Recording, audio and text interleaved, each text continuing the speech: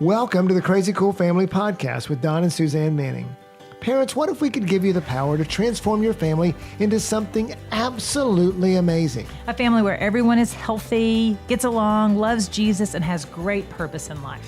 Hey, let us flip your thinking to unlock the power God has given you to create your own Crazy Cool family.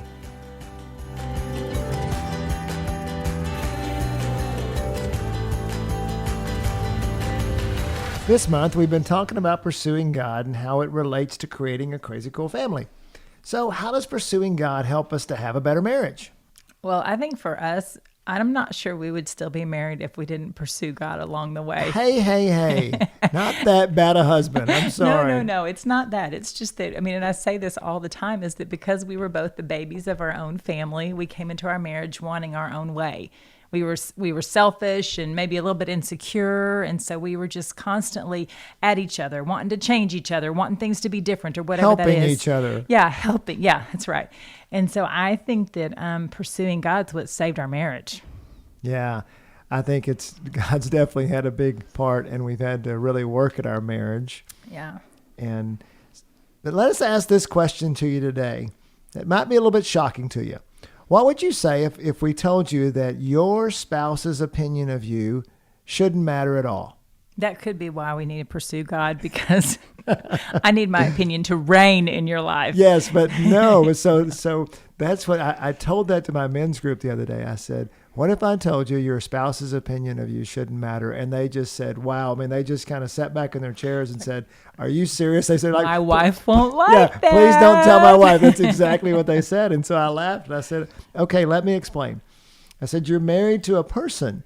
And she is married to one too. And both people in the marriage are not God. They don't see everything. They are sinful and self-serving.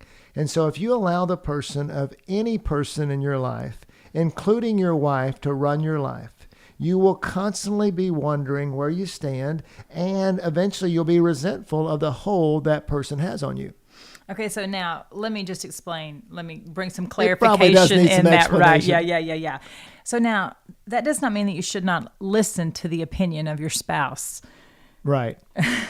I wouldn't do that if you want to have a long, happy, fruitful marriage, right? Right. But as believers, we should listen to the opinion of our spouse and see. But the main thing is to see what God says about that opinion. And if you've got a scale, then God's opinion needs to weigh more than your spouse's opinion. That's what we're trying to say here.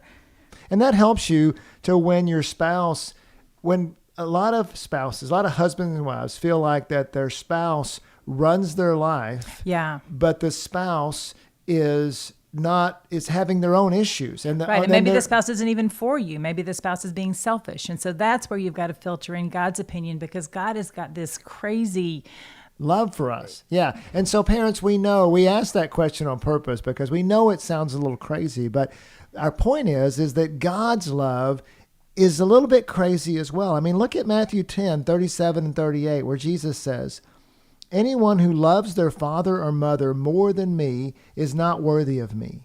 Anyone who loves their son or daughter more than me is not worthy of me. Whoever does not take their cross up and follow me is not worthy of me. Yeah, so it just says whoever's in a relationship, it's God's opinion is always going to be more than their opinion. It's always more important, even if it's a son, even if it's a daughter, even if it's a spouse. Again, hey, Jesus, isn't that a little crazy? Aren't we going a little bit overboard here? But just remember, 1 John 4:8 says this, God is love. And Romans 8:28 says, all things work to the good for those who love him. If Jesus is telling us to love him and his Father more than anyone, then guess what, parents? He has a good purpose for it. It is for our good that we love Jesus and we value his opinion more than anyone or anything. And why? Because God's love is the best love we will ever have. It is unconditional. It is unrelenting. It is unequivocal. He will never leave us nor forsake us, and that love will last into eternity. Okay, so what does this have to do with marriage? So I was just about to tell you that. So when we know we're loved like that, when we can know then that God is working for the good in our lives and in the life of our spouse as well. And so now we call them the 3 C's of marriage. We can approach our marriage with a crazy confidence, compassion, and commitment. So confidence is just believing that God is working in our marriage for our very best, for what God has for us. That we don't have to control things. We don't have to be in charge. That I don't have to change my spouse or even control my spouse because God's got it. He's got a better plan and an idea for my spouse than I could ever have. Yes, and it's so cool when we can go into our marriage with confidence that God's behind us, and we can go in and go in with the confidence that things are going to work out. And the second one is being compassionate. When we are compassionate towards our spouse, we see our spouse as God sees them, and we love them as God does. 2 Corinthians 1:3-4 says this, "Praise be to the God and Father of our Lord Jesus Christ, the Father of compassion and the God of all comfort, who comforts us in all our troubles so that we can comfort those in trouble with the comfort we ourselves receive from God." Yeah, when I was a young mom, I had a hard time comforting Don because I was thinking, I am taking care of all these small kids. He needs to come in and be an adult too. And I think sometimes I didn't treat him with the honor and respect that he deserves. And so God showed me that if I would just put a picture of Don as a little boy on the refrigerator, then God would be able to come in and change the way my perspective toward God and my compassion toward Don. And I was able to love him like you do a child, because that's how God sees us, the innocence of a child. And so you didn't really mother me.